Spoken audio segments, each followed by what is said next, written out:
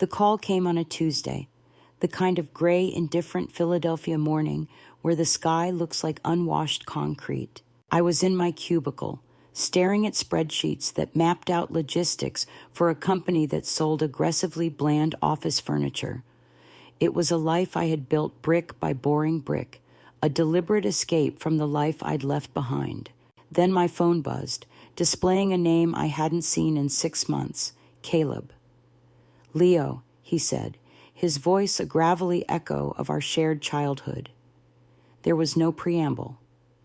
"You need to come home. It's Maya." My blood went cold. Maya was the youngest, the brilliant, shining light of our family, the one who was supposed to get out of Havenwood, Pennsylvania, for good. She was studying architecture at Penn State, her future a bright, ascending line. "What about her? Is she okay?" I asked, my own voice sounding thin and distant. A pause crackled over the line, heavy with the static of unspoken tragedy. "There was an accident, Leo, at the old mill." The old Miller Creek Mill was our family's legacy and its curse. Our grandfather had run it. Our father had run it into the ground. And now Caleb, my older brother, was trying to resurrect it with his construction company. It was a ruin of rusted steel and broken windows overlooking the murky river, a monument to the town's decay. "An accident?" I repeated, the word tasting like ash. "What kind of accident?" "She fell," Caleb said, his voice thick with what I, at the time, mistook for grief. "The police are here. The coroner. Leo, it's bad. She's gone. Gone." The single syllable detonated in the quiet of my office. The spreadsheets blurred into meaningless patterns.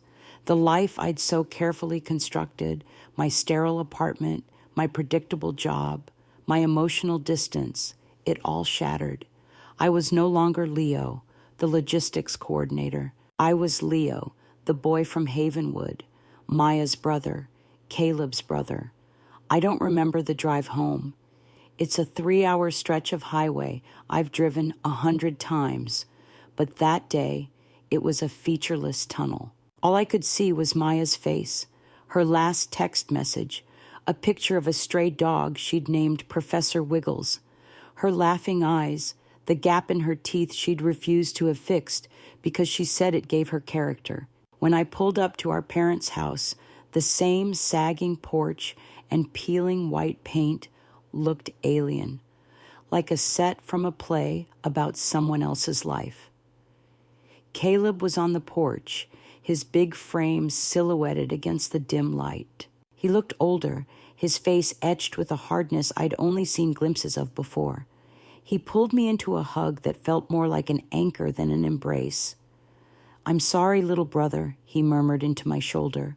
"I'm so sorry." Our parents were inside, hollowed-out versions of themselves. Mom was sedated. Dad was staring at a blank television screen, a bottle of cheap whiskey on the table beside him. The air was thick with a cloying floral scent from the sympathy bouquets that were already arriving. The official story, as told by a tired-looking Sheriff Brody, was simple and tragic. Maya had been visiting Caleb at the mill site, where his crew was working on a stabilization project. She'd wandered off to take photos for an art project and must have slipped on a loose catwalk. A terrible freak accident. Case closed. Everyone nodded and accepted it. It was the kind of senseless tragedy that happened in a place like Havenwood. But as I stood in Maya's childhood bedroom that night, surrounded by her sketches and books, a cold knot of doubt tightened in my gut. Maya was not careless. She was a climber, a hiker, nimble and cautious. She knew that mill better than anyone. It didn't feel right. It felt too easy. And as I stared out her window at the dark, skeletal frame of the mill across the river, I made a silent promise to her. I would find out what really happened. I owed her that much. The funeral was a blur of black suits, hushed condolences, and the suffocating scent of lilies. The entire town of Havenwood seemed to be crammed into St. Jude's, their faces a mix of pity and morbid curiosity. I stood beside Caleb and my parents, a silent sentinel in a rented suit, shaking hands and accepting hugs that felt like intrusions. Caleb was the perfect picture of the grieving older brother. He delivered a eulogy that was both heartfelt and masterful, painting a picture of Maya as a vibrant, fearless spirit. He wept openly, his broad shoulders shaking.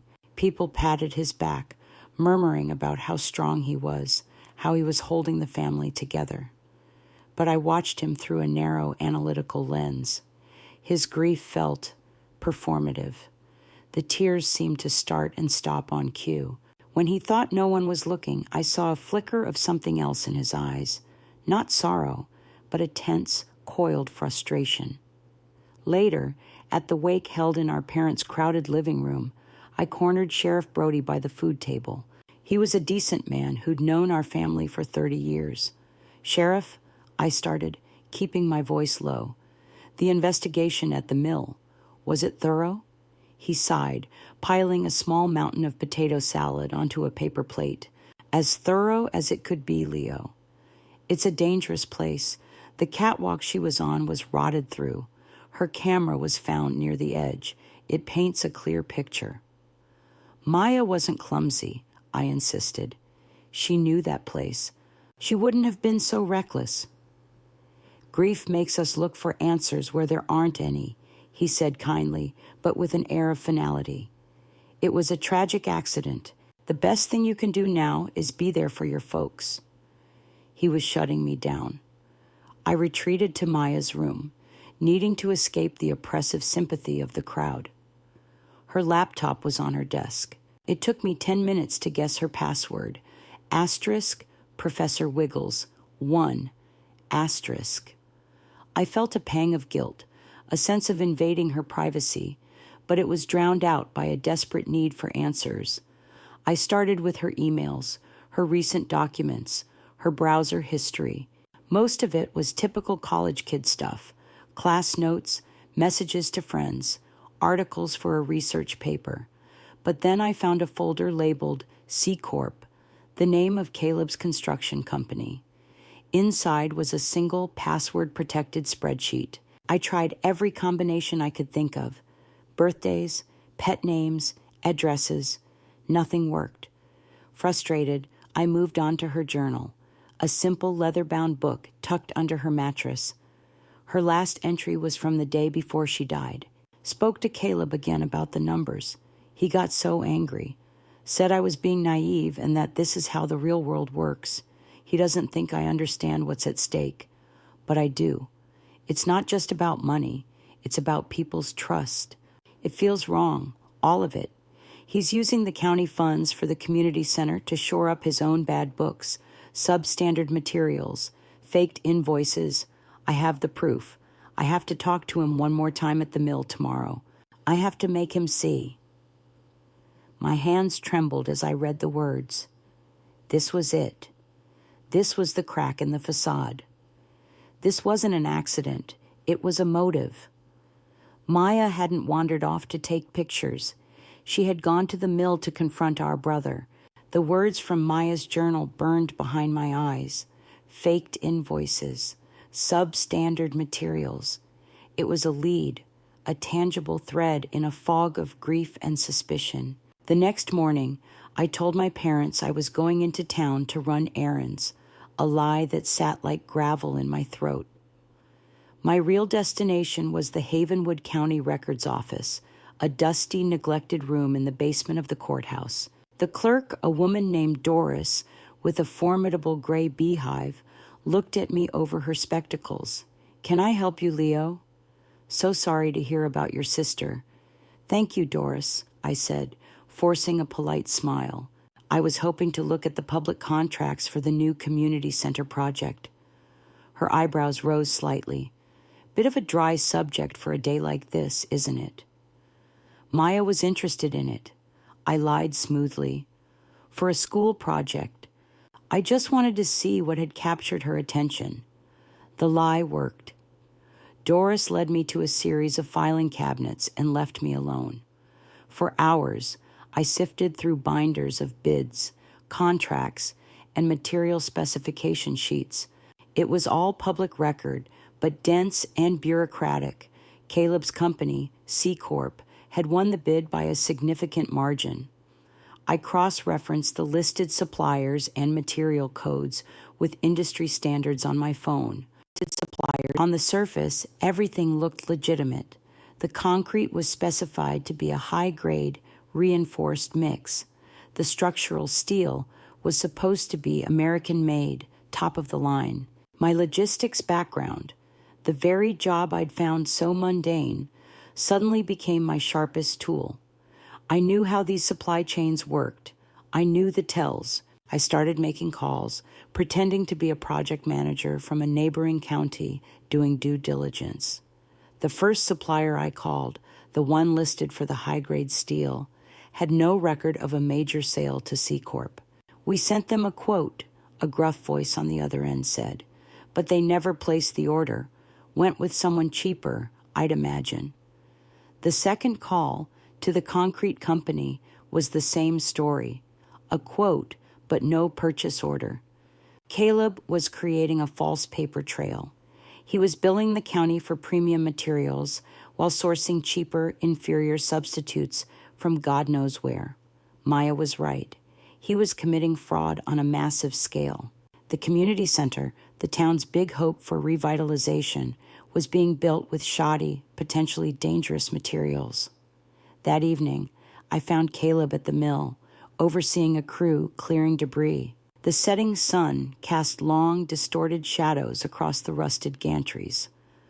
"What are you doing here, Leo?" he asked, his tone wary. "I've been looking at your contracts for the community center," I said, my voice level. His jaw tightened. "And? It's all public record." "Funny thing," I continued, walking closer. "I spoke to some of your listed suppliers. They say you never bought from them. They say you got quotes, but the orders never went through." The affable mask he wore for the town slipped away, revealing the cold, hard man beneath. "You need to stop this," he hissed, his voice a low threat. "You're grieving. You're not thinking straight. Go back to Philly. Leave this alone." "Maya didn't leave it alone, did she?" I shot back. "She found out. That's what her journal says. She found out you were a crook, and she was going to confront you about it." He took a step toward me, his big frame blocking out the last of the light. His eyes were dark pools of fury. "Her journal? You're reading her diary like some kind of ghoul?" She was a kid. She didn't understand the pressure I'm under, the corners you have to cut to survive in a town like this. You ran away to your cushy city job, Leo. You have no idea what it takes. Now drop it. For Mom and Dad's sake, let her rest in peace. He wasn't just warning me. He was threatening me. The line between us, the one that had been stretching thin for years, finally snapped. He was my brother, but in that moment, standing in the shadow of the place where our sister died, all I saw was a stranger, a dangerous one. Caleb's threat echoed in my mind, a cold counterpoint to the town's warm sympathy. He wanted me gone. He wanted the secret buried with Maya. That only strengthened my resolve. I needed more than just a discrepancy in supply orders. I needed irrefutable proof. I needed someone on the inside. My search led me to a dimly lit bar on the edge of town called the Rusty Mug. It was the kind of place where resentments were nursed over cheap beer. I was looking for a man named Frank Miller, a former foreman for C Corp. I'd found his name on a list of recently terminated employees. Frank was in a corner booth, a grizzled man in his 50s with suspicion etched into the lines on his face. He looked up as I approached, his eyes narrowing. "You're Caleb's brother," he stated, not asked. "I'm Maya's brother," I corrected, sitting down opposite him. "I'll buy you around." He grunted, but didn't object. After I'd placed the order, I got straight to it. I hear you're not with C Corp anymore. Caleb and I had a difference of opinion on what constitutes quality control, Frank said, his mouth twisting into a bitter smile. He fired me for insubordination. What was the difference of opinion? Frank took a long pull from his beer. The difference was, I have a conscience. That community center?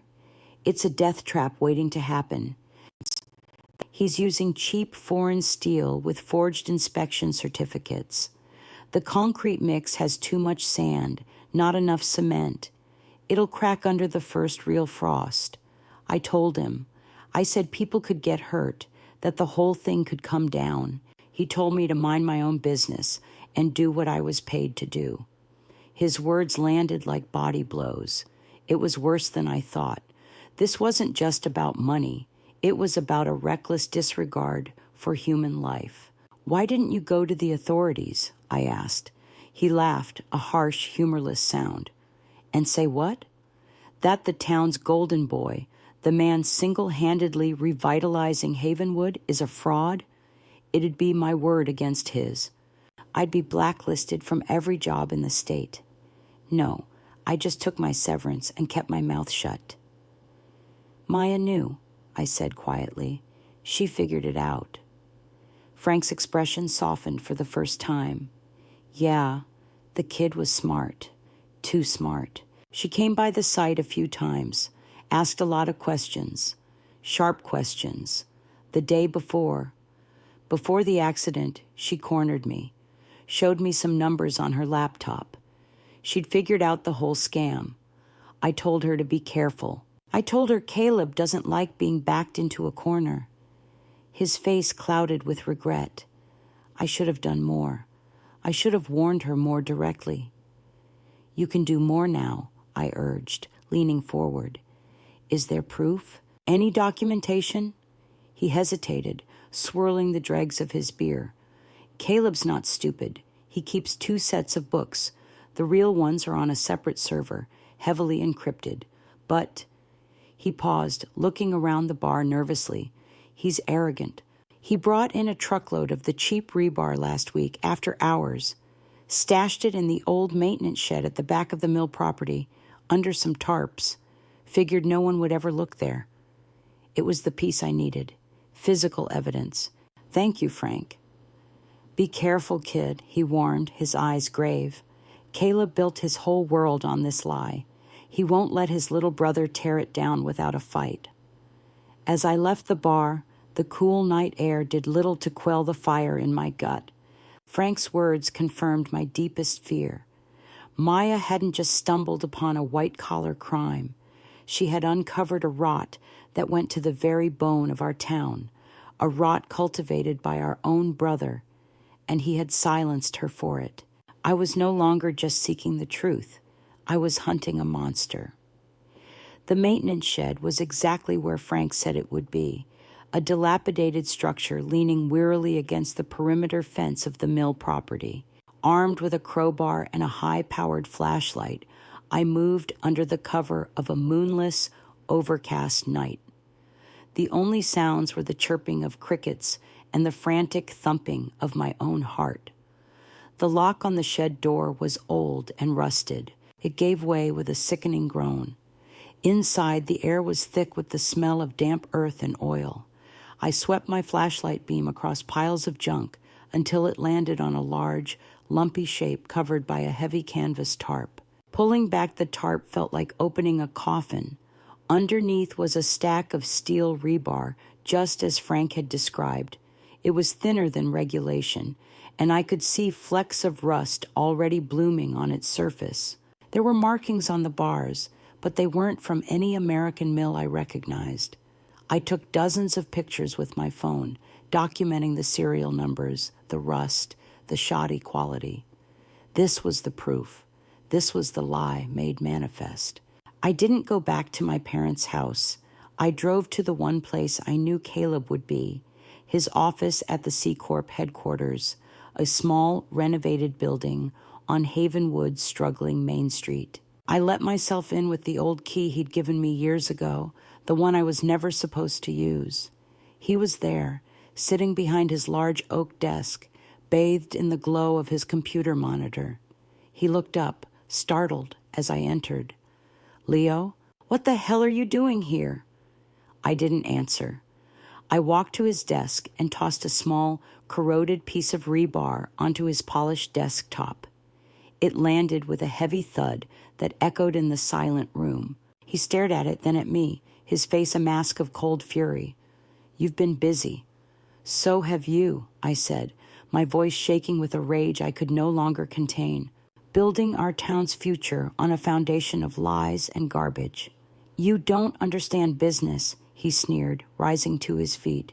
"You run away, you hide in your little cubicle, and then you come back here and pass judgment? You hide in... I am giving this town jobs. I am giving it hope." "You're giving it a death trap," I yelled, my voice cracking. "Just like you gave Maya. This is what she found, isn't it? This is why you met her at the mill. It wasn't a visit. It was a showdown." The room was electric with tension.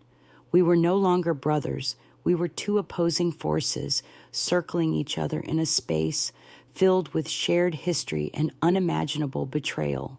"She was going to ruin everything," Caleb said, his voice dropping to a low, venomous whisper. "For all of us. For Mom and Dad. She was going to go to the papers, to the police. She was going to send me to prison and destroy the family name over some misguided, childish idealism." My blood ran cold. It was a confession. "So you stopped her."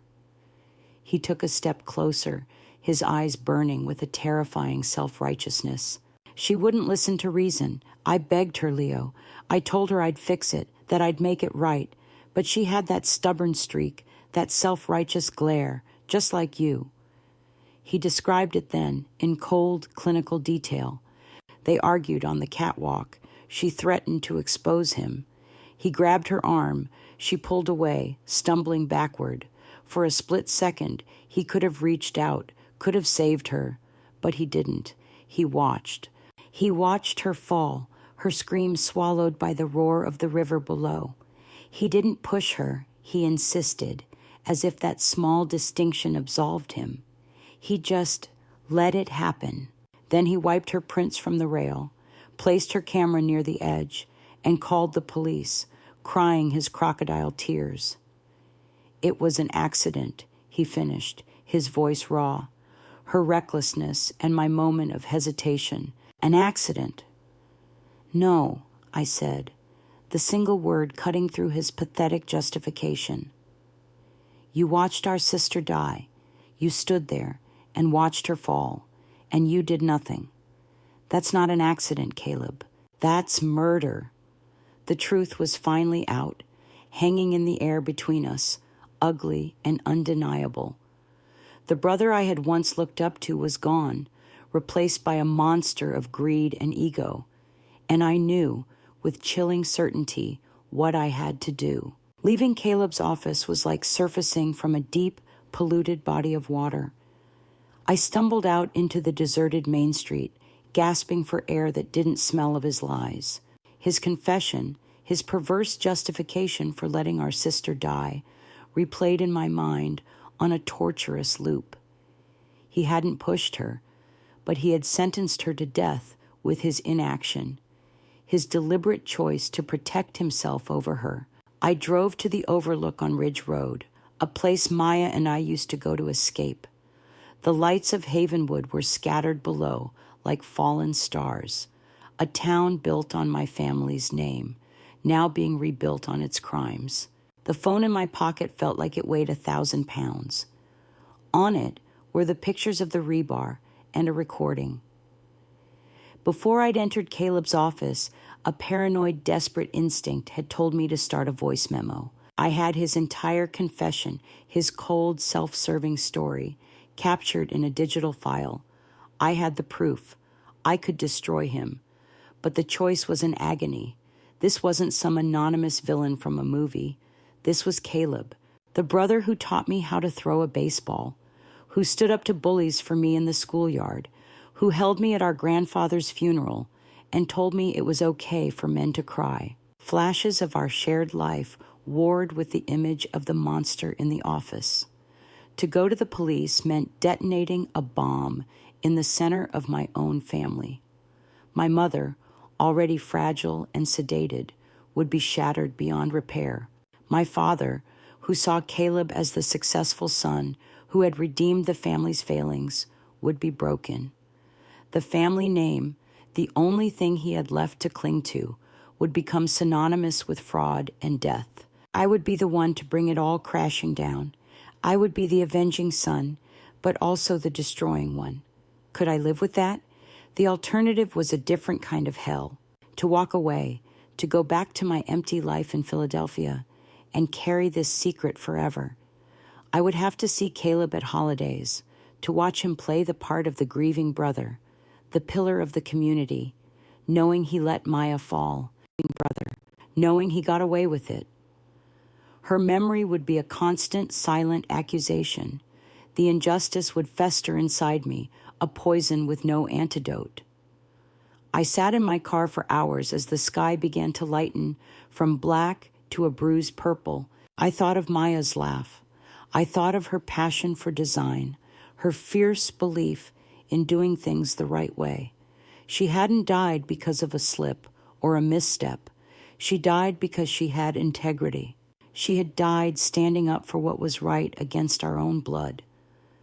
To let Caleb go unpunished would be to betray her twice. It would be to say that his ambition was worth more than her life.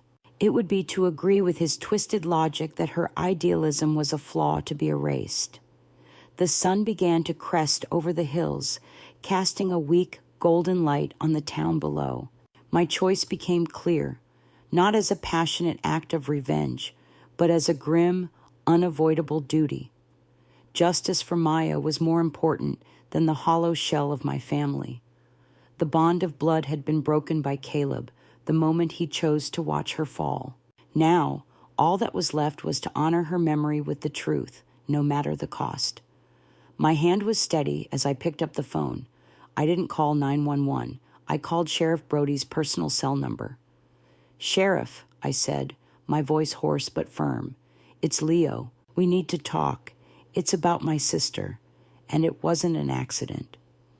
Sheriff Brody met me at an all-night diner on the outskirts of town. The place smelled of stale coffee and bacon grease. I played him the recording. I showed him the pictures of the rebar. I told him everything, from Maya's journal entry to Frank Miller's testimony to Caleb's chilling confession. Brody listened without interruption, his face growing grimmer with every word. He'd known us our whole lives. He'd coached Caleb in Little League. This wasn't just another case for him. It was a betrayal of the community he'd sworn to protect. When the recording ended with Caleb's final damning words, the sheriff just sat there for a long moment, staring into his coffee cup. "I'll need that phone, Leo," he said finally, his voice heavy, "and you'll need to give a formal statement. We'll get a warrant for the shed and for C-Corp servers." He looked me in the eye, and for the first time, I saw not a small-town cop, but a man burdened by a terrible duty. "Are you ready for what comes next?" I nodded, though I wasn't. No one could be. The arrest happened later that morning. They didn't do it at his office or on a job site. They came to our parents' house. I was there. I had to be. I stood on the porch as 2 patrol cars pulled into the driveway. Caleb was in the kitchen with my mother, drinking coffee. He saw the cars through the window, and his face went white. He looked at me, and in his eyes I saw pure, unadulterated hatred. He knew. Sheriff Brody came to the door. "Caleb," he said, his voice devoid of any familiarity, "I have a warrant for your arrest." My mother started screaming, a sound of pure, animal panic. My father came running from the living room, his face a confused mask of fear. "What is this? What's going on?" "He's under arrest for fraudulent business practices and for questioning in the death of Maya," Brody said, his voice flat and official. The scene devolved into chaos. My mother clung to Caleb's arm, sobbing, begging them to stop. My father shouted at the sheriff, demanding an explanation. And Caleb, my brother, turned to them, his face a twisted mask of martyrdom. "It's him," he yelled, pointing a trembling finger at me. "It's Leo. He's doing this. He's tearing this family apart with his lies because he's always been jealous." My mother's head snapped toward me, her tear-streaked face filled with horror and disbelief. "Leo, what did you do?" That was the moment that broke me. More than the confession, more than the funeral. The look of betrayal on my own mother's face, a wound inflicted by my brother's final, desperate lie. They cuffed him. As they led him out to the car, he kept repeating it, a mantra of poison. "He's a liar. He's destroying us." I didn't defend myself. There was nothing to say. I had made my choice, and this was the consequence. I watched the patrol car pull away, taking my brother and the last vestiges of my family with it. My parents stood on the lawn, my father looking utterly defeated, my mother looking at me as if I were a stranger who had just burned her house to the ground. The reckoning had come. Justice for Maya had a price, and I was just beginning to understand how high it was. The silence that fell over the house was heavier and more suffocating than any grief that had come before it. It was the silence of a family that had just died. 6 months later, I stood before a simple granite headstone that read, "Maya Reynolds, beloved daughter and sister." The autumn leaves, brilliant shades of orange and red, drifted down around me, a beautiful dying fall. The trial had been the talk of the Tri-County area. It was a sordid, heartbreaking affair. The evidence was overwhelming. The doctored invoices, Frank Miller's testimony, the inferior materials pulled from the shed, and of course the recording of Caleb's own voice confessing his sins. His defense attorneys tried to paint me as a vindictive, unstable brother, jealous of Caleb's success. They tried to have the recording thrown out.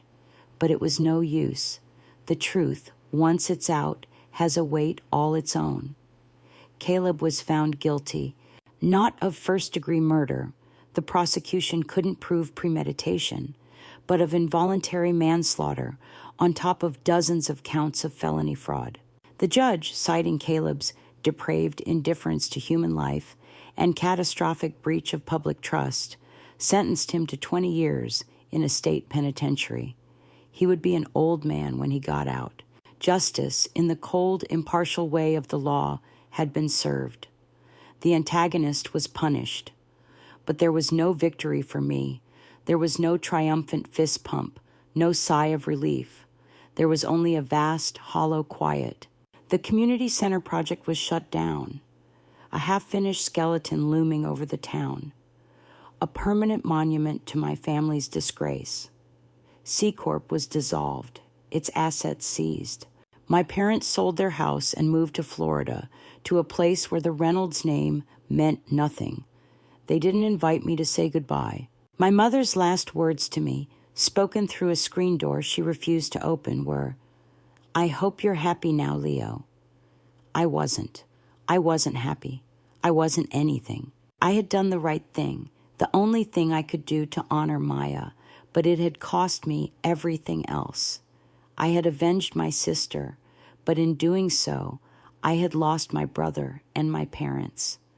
I was an orphan of my own making. I placed a single wild daisy on Maya's grave, the kind she used to pick by the riverbank. "I'm sorry, Maya," I whispered to the cold stone. "I'm sorry it had to be this way." I had left my job in Philadelphia. The spreadsheets and logistics felt meaningless now. I didn't know where I would go next. For the first time in my life, I had no map. I had followed this one dark path to its brutal, logical conclusion, and now that it was over, I was lost. As I walked away from the cemetery, I didn't look back at Havenwood. It was a town of ghosts now, a place of rust and bone. I had sought vengeance for my kindred upon my kindred, and the price was a solitude so profound it felt like its own kind of death.